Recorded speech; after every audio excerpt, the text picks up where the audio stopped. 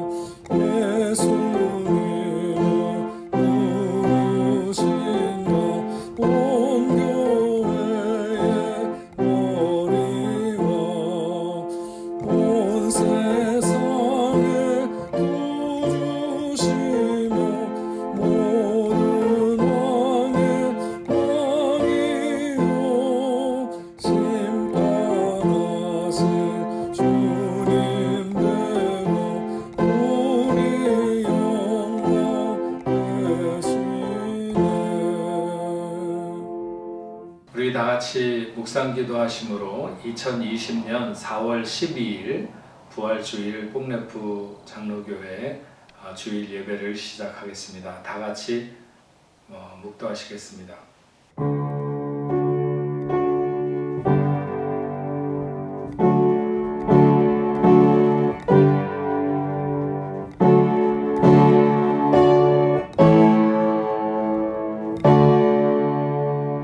하나님께서 그를 사망의 고통에서 풀어 살리셨으니 이는 그가 사망에 매여 있을 수 없음이라. 우리 주 예수 그리스도로 말미암아 우리에게 승리를 주시는 하나님께 감사하노니 그러므로 내 사랑하는 형제들아 견실하며 흔들리지 말고 항상 주의 일에 더욱 힘쓰는 자들이 되라. 이 말을 할 때 예수께서 친히 그들 가운데 서서 이르시되 너희에게 평강이 있을지어다 하시니 그들이 놀라고 무서워하여 그 보는 것을 영으로 생각하는지라. 예수께서 이르시되 어찌하여 두려워하며 어찌하여 마음에 의심이 일어나느냐. 내 손과 발을 보고 나인 줄 알라. 또 나를 만져보라. 영은 살과 뼈가 없으되 너희 보는 바와 같이 나는 있느니라. 그러나 이제 그리스도께서 죽은 자 가운데서 다시 살아나사 잠자는 자들의 첫 열매가 되셨도다. 예수께서 이르시되 나는 부활이요 생명이니 나를 믿는 자는 죽어도 살겠고 무릇 살아서 나를 믿는 자는 영원히 죽지 아니하리니 이것을 내가 믿느냐. 이르되 주여 그러하외다. 주는 그리스도시요 세상에 오시는 하나님의 아들이신 줄을 내가 믿나이다. 하나님은 영이시니 예배하는 자가 신령과 진정으로 예배할지니라. 아멘. 우리 찬송가 159장 1절과 4절 찬송하시겠습니다. 찬송가 159장 1절과 4절입니다.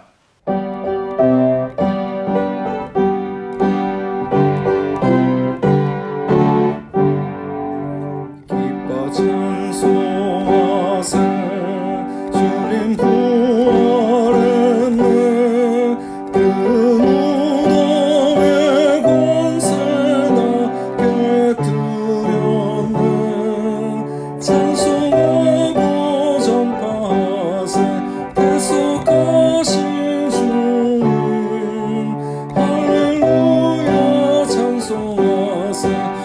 다시 사셨구나. 기뻐 찬송하세.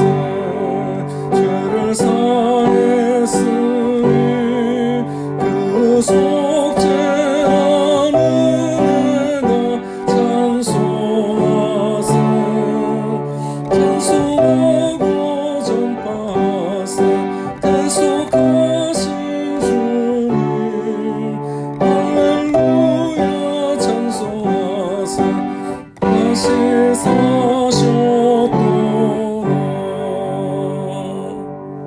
우리 다같이 사도신경으로 신앙 고백하시겠습니다. 나는 전능하신 아버지 하나님 천지의 창조주를 믿습니다. 나는 그의 유일하신 아들 우리 주 예수 그리스도를 믿습니다.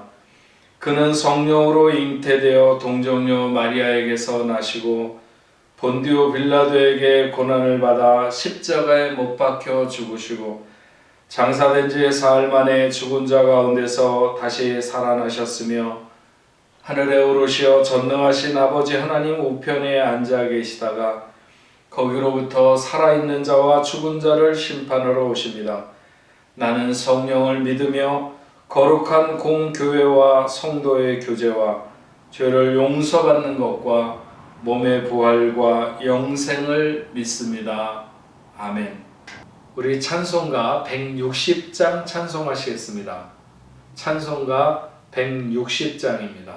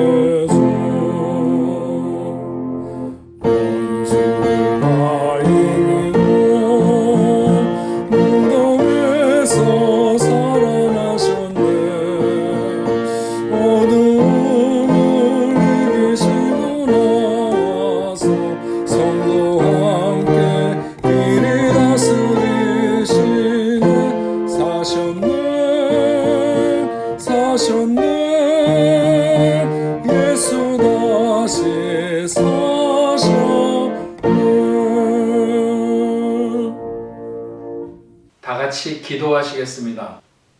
부활과 생명이 되시는 주님, 주님은 사망에 매여 있을 수 없는 분이십니다. 그래서 무덤 문 열고 죽은 자들 가운데 다시 살아나사 잠자는 자들의 첫 열매가 되신 주님을 찬양합니다. 그의 채찍은 우리의 허물 때문이고 그의 상함은 우리의 죄악 때문이라. 그가 징계를 받음으로 우리가 평화를 누리고 그가 채찍에 맞음으로 우리가 나음을 입었도다. 십자가에서 내려오지 않으시고 고난의 모든 잔을 마시고 우리를 위해 죽으시고 또 죽은 자 가운데 부활하신 주님을 찬양합니다. 기쁨으로 주의 집에 달려나가 감사함으로 예배해야 하는데 저희의 형편과 처지가 그렇지 못합니다.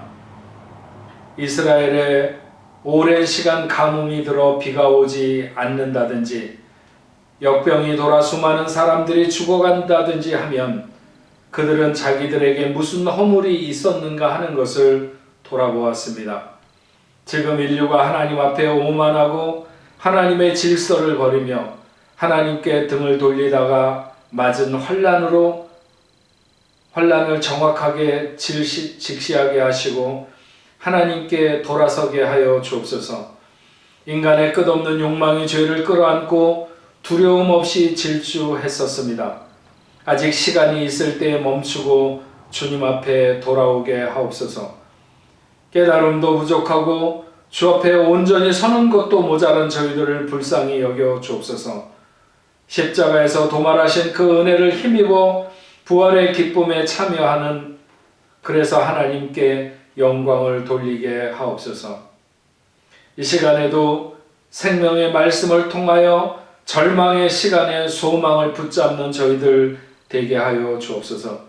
진리만이 우리의 갈 길을 가리킬 것입니다. 하나님의 말씀을 붙들고 승리하는 저희들 될 수 있도록 인도하여 주옵소서.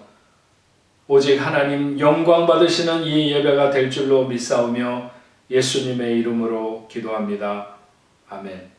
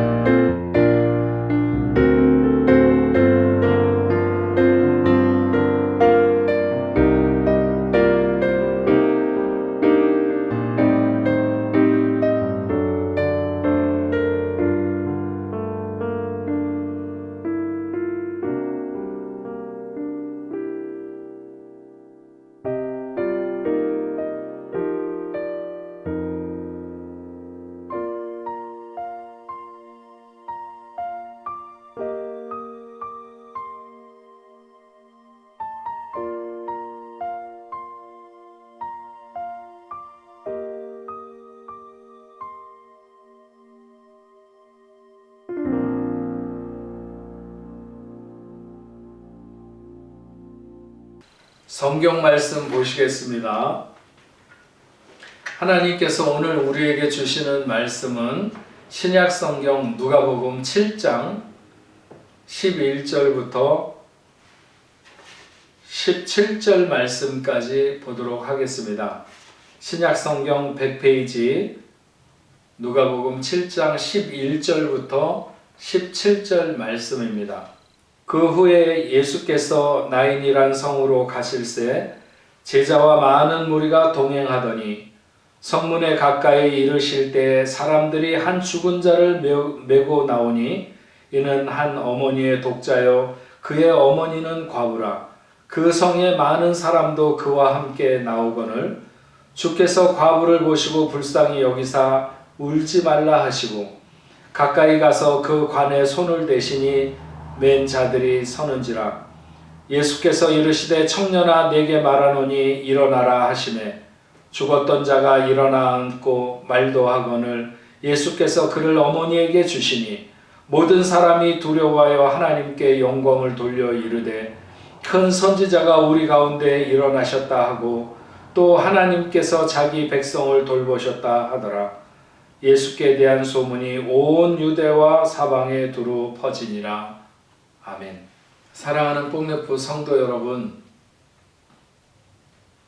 한 주간도 잘 지내셨습니까? 마치 어둠의 긴 터널을 지나오는 것 같은 그런 느낌이 들 수도 있었지만 오늘 부활의 아침을 맞아서 부활하신 그 주님의 기쁨, 사망의 권세를 깨뜨리시고 부활하신 주님의 그 권능, 그 영광, 그 기쁨이 우리 뽕네프 교회 성도들 모두에게 함께 하시기를 주님의 이름으로 축원합니다. 오늘 저는 누가복음 7장 11절부터 17절에 있는 말씀을 가지고 절망을 못 견디시는 생명의 예수라고 하는 제목으로 여러분들과 하나님의 말씀을 함께 생각하려고 합니다. 죽음은 삶이 만들어낸 최고의 걸작품이라고 하는 말이 있습니다. 죽음은 모두에게 숙명이고 그래야만 한다. 왜냐하면 죽음이 인생을 변화시키기 때문이라고 하는 것입니다. 죽음이 인생을 교훈하는 것은 결코 가볍지 않습니다. 저에게 가까운 한 분이 생의 마지막 시간을 보내는 분들을 돕는 일을 하고 계신 분이 있습니다. 저는 그렇게 생애의 마지막 숨을 몰아쉬는 분들을 늘 대하는 분이 생애에 대한 꿰뚫음이라고 할까 아니면 통찰력이나 철학이라고 할까 하는 것이 결코 보통 사람들처럼 희미하지 않을 것이라고 하는 생각을 했었습니다. 세계가 한 가족, 한 지붕 밑에 있는 한 가족이라고 한 가족이 되었다고 인류 번영에 엄청난 자부심을 가졌던 사람들이 바이러스 감염으로 인해서 짧은 시간에 10만 명 이상이 죽음으로 내몰리게 되면서 결코 남의 일이 아닌 일이 되어버렸을 때 사람들은 패닉에 빠지게 되었습니다. 코로나 바이러스의 감염보다 훨씬 더 많은 사람들이 지금 절망의 바이러스에 감염되고 있습니다. 어느 마을에 죽음의 사자가 찾아왔습니다. 죽음의 사자는 감염병으로 인해 이 마을에서 200명의 사람들을 죽일 것이라고 통보했습니다. 마을 이장이 죽음의 사자를 만나서 단판을 지었습니다. 죽을 사람의 수를 100명으로 줄인 것입니다. 그런데 감염병이 지나고 보니 죽은 사람의 숫자가 700명이나 되었습니다. 이장이 죽음의 사자에게 따졌습니다. 그랬더니 죽음의 사자가 하는 말이 나는 100명밖에 죽이지 않았어. 나머지 600은 염려로 죽은 거야. 이렇게 말을 했다고 하는 것입니다. 많은 사람들에게 염려와 근심이 그리고 더 나아가 절망의 바이러스가 더 극심히 사람들을 공격하고 있는 시대를 우리가 맞고 있습니다. 오늘 부활의 아침에 저는 여러분들과 함께 나인이라고 하는 동네로 가고 싶습니다. 염려와 절망이 뒤덮고 있는 시간에 우리는 즐겁고 사랑스러운 동네 나인에서 부활의 기쁨을 함께 누리게 되기를 원합니다.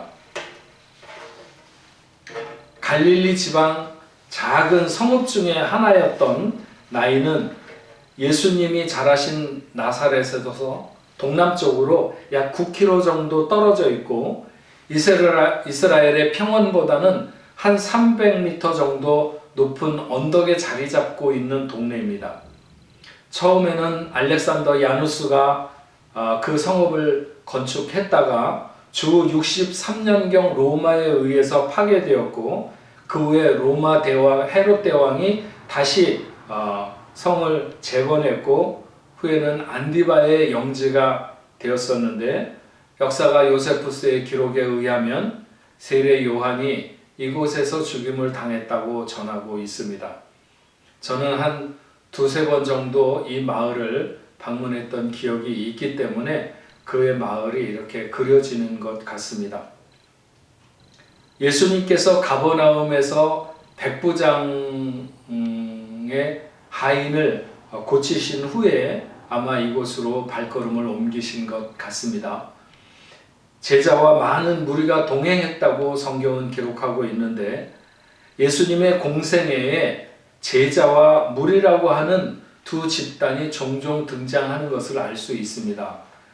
무리와 제자는 분명히 차이가 있는 집단이죠. 무리는 예수님의 부르심이 없어도 단지 그들이 원하면 아무 때나 따라다니기도 하며 필요가 채워지면 또 언제든지 떠나기도 하는 사람들을 가리켜서 무리라고 말합니다. 12제자를 비롯한 제자들은 예수님의 부르심을 듣고 예수님에게 나왔고 언제나 그 곁에서 함께 동행하는 자들을 제자라고 말합니다. 성경 전반에 걸쳐서 믿는 자와 믿지 않는 자라고 하는 두 부류를 묘사할 때 이렇게 하고 있는 것을 알 수 있습니다.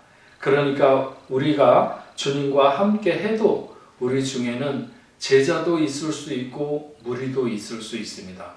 저와 여러분들은 결코 제자가 되어야 할 것입니다.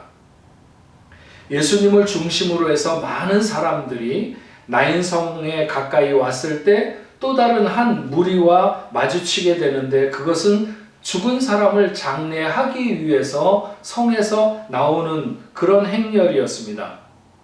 유대인들은 성내에 그 어떤 매장도 허락하지 않았기 때문에 성문 밖 어디엔가 정해진 장지를 향해서 가고 있었던 사람들입니다. 죽은 자로 나인성 밖으로 실려나오고 있는 사람은 그 성에 살고 있었던 한 과부의 독자였습니다. 13절 말씀에 주께서 과부를 보시고 불쌍히 여기사, 여기 주께서 할 때 헬라어로는 호 퀴리오스라고 합니다. 퀴리오스, 누가가 사용하고 있는 이 퀴리오스는 의도적으로 사용하고 있는 말입니다. 누가가 자신의 복음서에서 주라고 하는 이 퀴리오스라고 하는 단어를 쓰고 있는 것은 이 본문이 처음입니다. 주께서 생사의 문제를 주관하시는 권세를 가지고 있기에 죽음의 문제를 안고 있는 과부의 문제를 풀어주실 수 있는 유일한 해결자가 되신다고 하는 의미에서 이 퀴리오스라고 하는 단어를 사용하고 있습니다. 그리고 이 주께서 불쌍히 여기사 할 때에 스플랑크니 조마이라고 하는 말은 원래 창자까지 뒤틀리다 이런 뜻인데 이것을 영어 성경에서 그의 마음이 동정으로 흔들렸다 이렇게 풀어서 쓰고 있습니다. 예수께서 한 과부를 보시고 동정심으로 그 마음이 흔들리신 것은 그 누구보다 이 과부가 지금 겪고 있는 아픔과 절망을 아셨기 때문입니다. 예수께서 과부로서 고달픈 삶을 살아온 한 여인의 마지막 희망이었던 독자를 잃은 그 큰 슬픔과 절망을 뼛속까지 절감하셨다는 거죠. 그래서 창자가 뒤틀렸다 라고 하는 표현이 되고 있습니다. 여러분, 한번 이 시간에 나와 죽음의 거리는 얼마나 되는 것일까 하는 것을 한번 생각해 보시기 바랍니다. 지난 한두 달 사이에 전 세계 10만 명 이상이 바이러스로 죽었습니다. 요즘 미국과 더불어 프랑스는 가장 많은 사람들이 유럽에서 죽어가고 있습니다. 그래도 사람들은 죽음과 자신의 거리가 그렇게 가깝다고 실감하지는 못합니다. 여러분들에게 죽음은 어느 정도의 거리에 있다고 생각이 드십니까? 사망 공포증이라고 하는 것이 있습니다. 그리스의 죽음의 신을 나타내는 타나토스라고 하는 말과 두려움을 나타내는 포보스라고 하는 말을 결합해서 타나토포비아라고 하는 말을 이 그 사망 공포증, 한마디로 죽음 불안 증세를 일컫는 말로 타나토포비아라고 하는 말을 사용합니다. 대개 사람들은 이런 타나토포비아의 유전인자를 가지고 있는 것은 아닐까 하는 그런 생각을 해봅니다. 왜냐하면 간혹 비행기를 타고 가다가 갑자기 이 비행기가 안전하지 않다거나 아니면 어디에서 이 로켓 같은 것이 날라와 가지고 부딪히면 폭발할 수밖에 없을 것 같은 불안감이 휘감을 때도 있습니다. 요즘같이 바이러스가 창궐해서 수많은 사람들이 죽어가는 시간에는 아마도 이 타나토포비아 같은 병증이 폭발하지 않을까 이런 생각이 듭니다. 죽음의 거리가 그리 멀지 않다고 하는 것을 사람들이 많이 느끼게 되는 것이죠. 하지만 그렇다고 지금 사람들이 정말 죽음의 무게를 냉정하게 받아들이는가 하면 그렇지는 않을 것 같습니다. 사람들은 자기가 아니라 한 사람만 건너간 사람의 죽음도 그다지 자신에게 절실하지 않습니다. 슬픔이 아무리 커도 그 죽음이 내 죽음과의 연관성이나 아니면 그 죽음의 엄밀함을 깨닫기에 죽어보지 않은 사람들이기 때문에 잘 알지 못하는 거죠. 예수님이 왜 그렇게 나인성 과부를 불쌍하게 여기셨는가? 성경에 예수님이 상해를 세우고 누가 죽은 것이고 왜 죽은 것이고 그의 어머니는 어떤 여인이고 하는 이런 것에 대해서 이야기를 나누었다고 하는 그런 증거는 나타나고 있지 않습니다. 성경에 나타나지 않은 한두 마디의 나눔이 있었을 수는 있겠지만 그러나 결코 이런저런 사정에 대해서 시시콜콜 물어서 예수님이 알게 되신 것은 아니라고 생각이 듭니다. 예수님은 그 죽음과 그 슬픔에 깊이 젖어 있는 여인과의 그 관계를 거의 그냥 아셨을 것입니다. 다만 예수님은 그녀를 보면서 죽음의 절망이 얼마나 그녀를 목조르고 있는지를 아셨습니다. 그녀에게 더 이상의 소망이나 삶에 대한 의욕은 남아있지 않았습니다. 예수님은 그 여인이 느끼는 절망보다 죽음이 가져다주는 생명의 단절에 대한 깊은 절망을 견디기 어려우셨습니다. 요한복음 11장에 보면 예수님께서 죽은 나사로를 살리신 그런 기록이 있습니다. 그런데 여기 보면 좀 이상하게 생각되는 대목이 있습니다. 그것은 예수님께서 나사로의 누이들이었던 마리아와 마르다의 요청보다 너무 늦게 그곳에 도착하셨고 그때는 나사로가 죽은 지 이미 나흘이 지났다고 했습니다. 이미 죽어서 장례가 끝난 상태죠. 그것이 아니라면 예수께서 오셔서 어떤 식을 하려고 가매장 정도는 해두었던 것으로 보여집니다. 그런데 예수님께서 오셔서 마르다와 이야기를 하시고 그 다음에 또 마리아와 이야기를 하고 그리고 나서 나사로가 잠든 무덤 앞으로 발걸음을 옮기셨습니다. 무덤이 가까이 오면서 사람들은 슬픔에 젖었고 마리아는 눈물을 흘리며 울었습니다. 그런데 여기서 예수님께서 그들의 우는 모습을 보시고 마음의 비통함을 느끼셨다고 하는 것까지는 우리가 이해할 수 있습니다. 나는 그렇게까지 슬프지 않아도 다른 사람들이 너무 슬퍼하고 비통하기 때문에 비통해하면 자연히 감정이 그렇게 따라갈 수도 있다고 생각이 듭니다. 그러나 여기 요한복음 11장 35절 말씀에 보면 예수께서 눈물을 흘리시더라 하는 말씀이 있습니다. 예수님은 나사로가 병들었다고 빨리 오시면 좋겠다고 하는 연락을 받았을 때부터 이 병은 죽을 병이 아니라 하나님의 영광을 위함이라고 하셨습니다. 그러니까 나사로가 죽은 자 가운데서 일어날 것에 대한 것을 이미 알고 계신 것이나 마찬가지입니다. 자기가 곧 살릴 사람을 위해서 눈물을 흘린다는 것을 우리가 어떻게 이해할 수 있을까요? 울고 있는 사람들에게 울 필요 없어. 곧 살아날 거야. 그렇게 말씀하실 분이 그렇지 않고 예수님께서 눈물을 흘리셨다? 우리는 이것을 어떻게 이해할 수 있을까요? 왜 주님께서 금방 자신이 그 나사로를 살려서 일으키실 것인데 왜 눈물을 흘리셨을까요?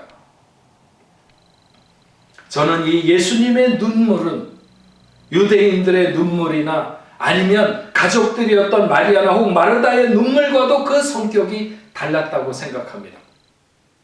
만약 마리아와 같은 슬픔과 동정의 눈물이라면 주님은 흘리실 필요가 없었을 것이라고 봅니다.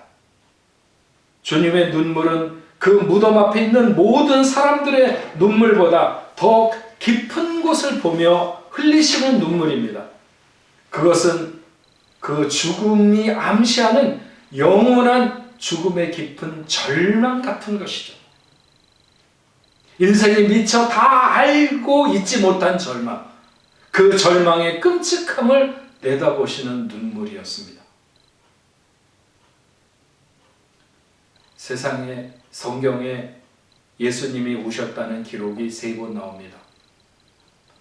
또 한 번 예수님이 우신 것은 예루살렘 성에 들어가시면서 예루살렘의 멸망을 내다보시며 눈물을 흘리셨는데 이것도 역시 깊은 절망을 내다보시며 눈물을 흘리신 것입니다.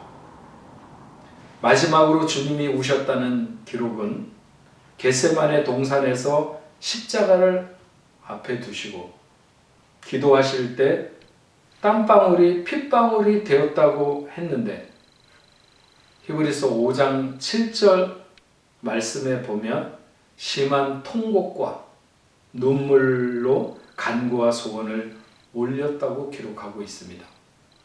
이때도 온 인류를 구속하고 있는 죄가 주는 절망을 이겨야 함을 안고 절실함으로 기도하는 때 주님은 우셨습니다. 주님은 절망을 견디기 어려워하셨습니다.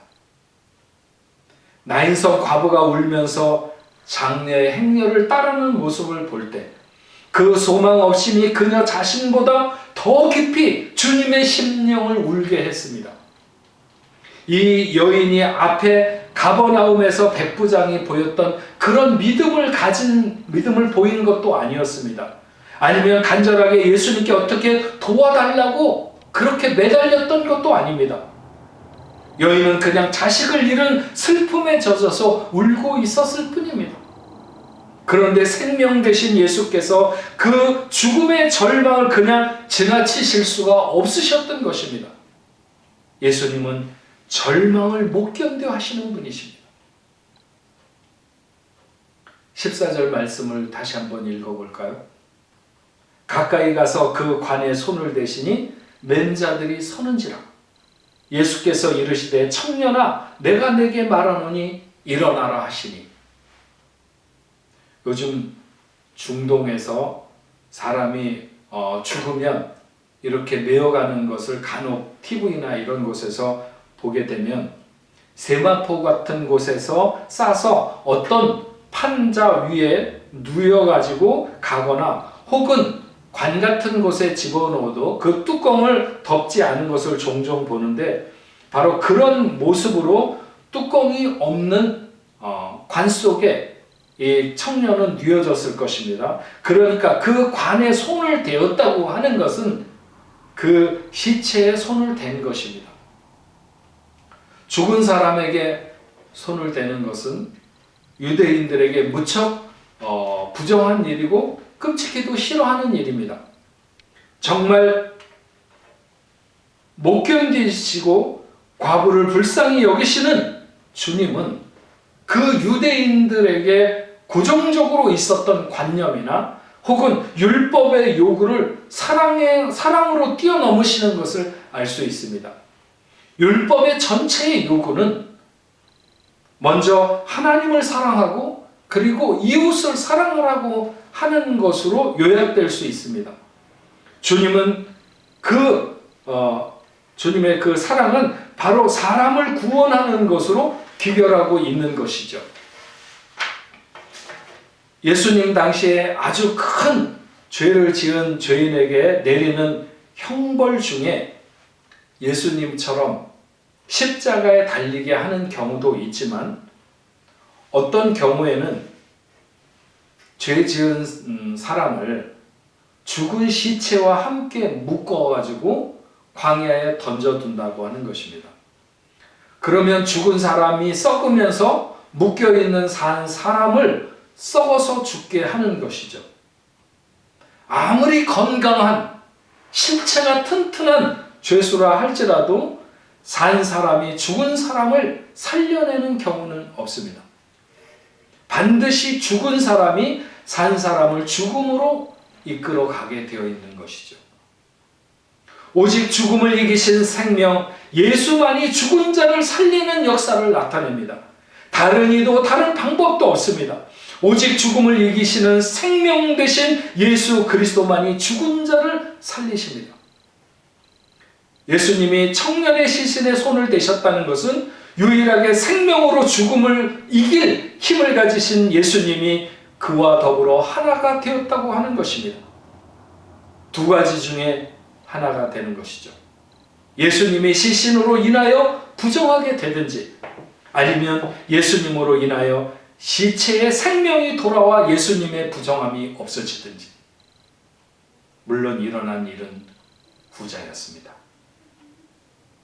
예수님께서 그 관에, 그 시신에 손을 대는 순간 예수의 생명이 그에게 전해졌습니다.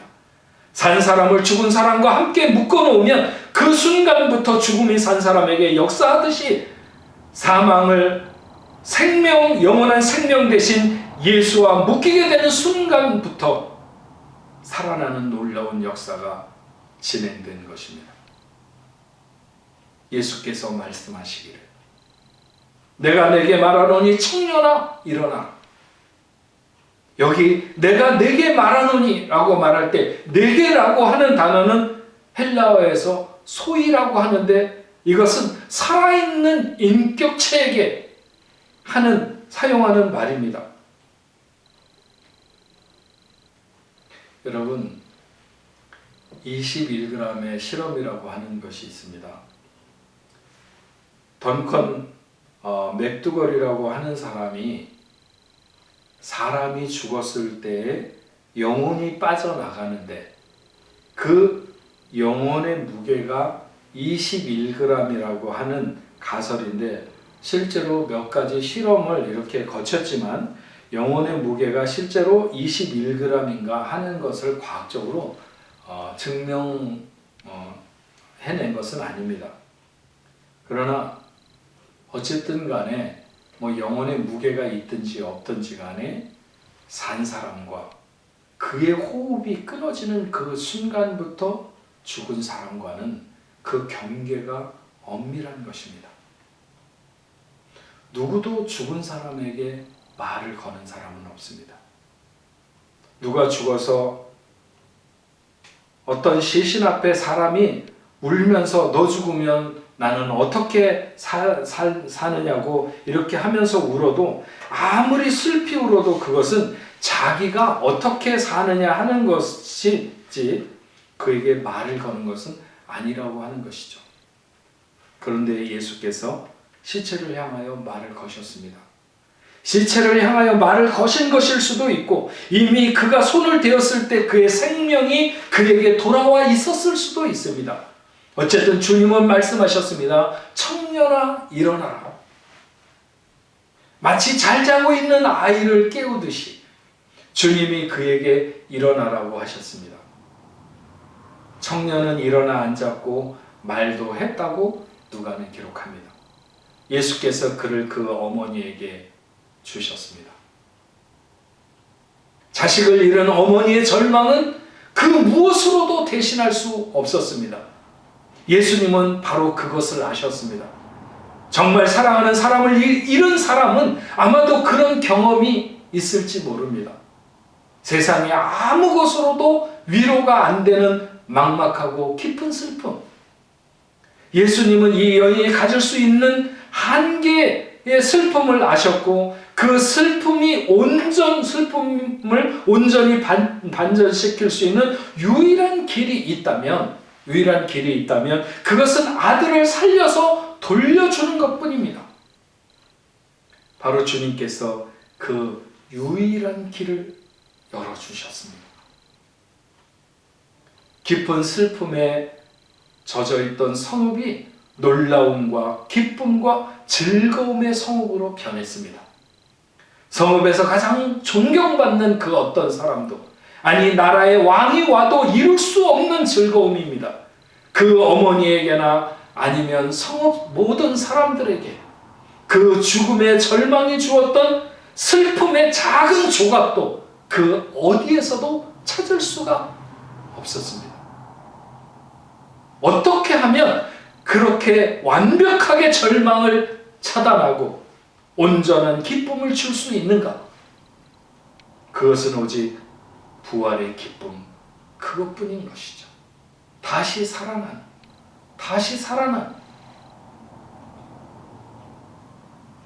예수님은 절망을 못 견디시는 분이십니다. 그래서 그 깊은 절망이 들여다 보일 때 주님은 눈물을 흘리셨습니다. 그분은 우리처럼 기뻐도 울고 슬퍼도 울고 하는 그런 정도의 눈물이 아닌 것입니다. 인생의 힘으로 감당할 수 없는 절망의 한계 앞에서 어쩌지 못하고 우는 과부를 불쌍히 여기셨고, 아직 죽은 자 가운데서 다시 살아나는 당신 자신의 부활이 이루어지지 않은 시간이지만 모든 인생의 소망을 가지고 주님을 바라볼 수 있도록 나인성 과부의 독자를 살려서 그 진정한 기쁨이 무엇이며 그 즐거움이 무엇인지를 알게 하신, 회복시키신 나인으로 우리를 이 부활의 아침에 주님은 초대하고 계신 것입니다. 청년의 죽음은 상징하는 것이 많습니다. 전 세계가 거대한 덫에 잡힌 듯이 상황은 마치 청년의 죽음만큼이나 우리에게 깊은 절망을 주고, 인생의 힘으로는 어쩌지 못함이 죽음 앞에서 그냥 울고 있었던 과부의 형편과 크게 다를 바가 없어 보입니다. 하지만 나인성 청년의 죽음은 생명 대신 예수의 발걸음과 만나게 되었습니다. 청년의 죽음같이 이 시대를 누가 무슨 힘으로 구원할 수 있겠습니까? 오직 부활 생명이신 예수만이 길되고 완벽한 소망이 되심을 고백합니다. 주님은 청년을 메고 나오는 사람들은, 죽은 청년을 메고 나오는 사람들은 아무도 생각하지 못했던 회복입니다. 어떻게 그렇게 큰 슬픔이, 어떻게 그렇게 놀라운 기쁨으로 변할 수 있는지 아무도 예상하지 못했습니다. 코로나 바이러스뿐만 아니라 여러 가지 문제로 깊은 염려가 깊은 분들이나 아니면 두려움에 있는 분들도 절망을 견디지 못하시는 생명의 예수 앞에 서기를 바랍니다. 예수 그분만이 완벽한 해결이십니다. 어떻게 이런 절망이 우리에게 순식간에 다가왔는가 놀란다면 예수 그 이름의 능력으로 어떻게 이렇게 순식간에 물러갈 수 있는가 우리는 다시 놀라게 될 것입니다. 부활의 예수 외에는 길도 없고 답도 없습니다. 사랑하는 뽕레프 성도 여러분, 하나님이 왜 우리를 놀라게 하시는지, 왜 하나님이 우리를 두렵게 하시는지, 하나님이 왜 우리를 깊은 절망 가운데 두시는지, 우리에게 깨닫게 하시는 가장 깊은 진리는 우리로 하여금 오직 부활의 예수께만 소망을 두라고 하는 것입니다. 나인성 과거의 슬픔이 변하여 기쁨이 되게 하신 그 놀라운 은혜가 오늘 우리 뽕레프 모든 성도들에게 동일하게 역사하셔서 여러분들의 죄가 변하여 화관이 되게 하시고 슬픔이 변하여 기쁨이 되게 하시며 울음이 변하여 노래가 되게 하시는 생명의 예수, 부활의 예수가 오늘 여러분들에게 함께 하시기를 바라고, 이 부활의 기쁜 소식이 오늘 온 세상, 이 절망에 짓눌려 있는 온 세상에 희망의 소식으로 전달되기를 주님의 이름으로 축원합니다. 기도하겠습니다.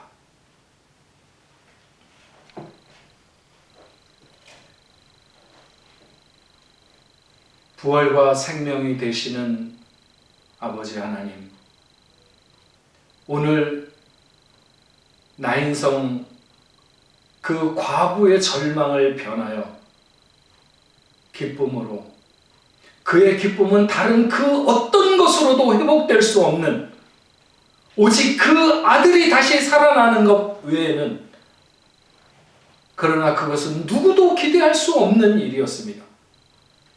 그러나 주님만이, 부활 생명 되신 주님만이 그 과부의 진정한 위로가 되셨고, 그 절망을 이기시는 승리가 되셨고 생명이 되신 것을 오늘 이 아침에 저희가 다시 한번 생각하면서 우리가 만나고 있는 이 절망의 깊은 문제에서도 예수, 부활 생명 되시는 예수, 절망을 못 견디시는 생명의 예수, 그 이름으로 인하여 우리가 다시 기쁨을 회복하게 될 줄로 믿습니다. 우리 뽕레프 교회 성도 한 사람 한 사람에게 찾아든 깊은 슬픔과 두려움과 어떤 절망이 있다면 오늘 나인성의 그 성문 앞에서 만났던 그 생명 되신 예수를, 그 부활이 되신 예수를 우리도 만날 수 있도록 주여 도와주시고, 이 어둠과 큰 덫에 걸려있듯이 이렇게 그 눌려있는 온 세상 사람들에게도 부활의 생명 되신 그 예수를 만나는 놀라운 은혜의 시간이 될 수 있도록 주님 역사하여 주시옵소서. 감사드리며 예수님의 이름으로 기도합니다. 아멘. 네, 우리 찬송가 161장 찬송하시겠습니다. 161장입니다.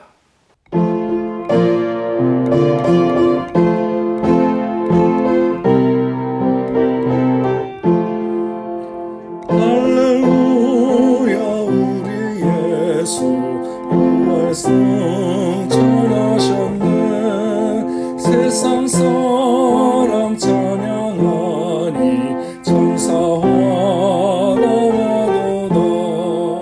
그중 예수 부활하셨네.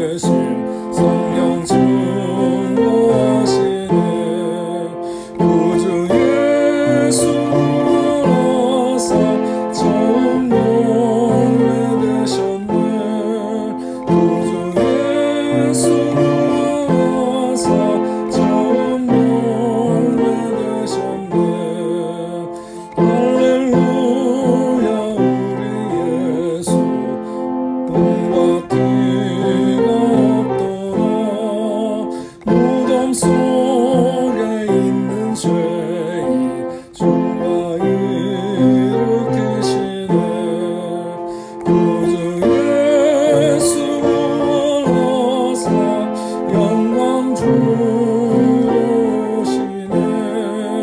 구주 예수 원로사 영광 주시네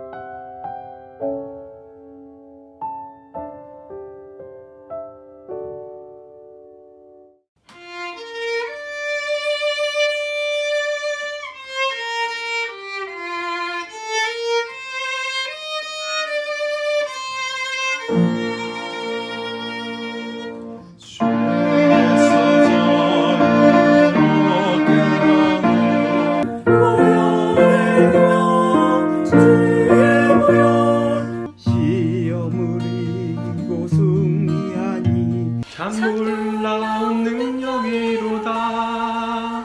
주의 보혈 능력이 또다. 주의 피 흘려 주의 보혈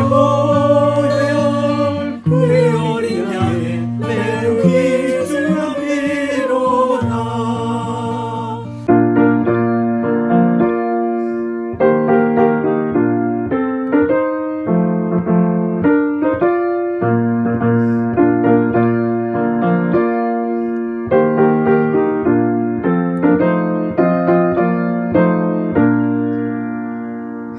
구주의 복음을 전할 제목 보혈의 능력 주의 보혈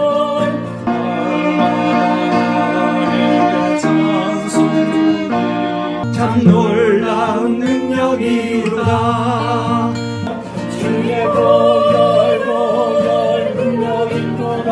주의 피 흘려 주의 보혈 그 어린 양의 매우 귀중한 피로다. 네, 우리 다 같이 기도하실 때 오늘은 4월의 치유주일입니다. 여러분 혹시 질병이 있으시거나 어디가 아프신 분들 혹은 가족들을 위해서 기도하시는 분들 이 시간 아픈 자리에 손을 얹으시고 같이 기도하시기를 바라고 또 멀리 떨어져 있는 가족들을 위해서 기도하실 때에도 믿음을 가지고 함께 기도하시길 바랍니다. 하나님의 놀라운 치유의 역사가 여러분들에게 함께 하시기를 원합니다. 우리 같이 기도하겠습니다.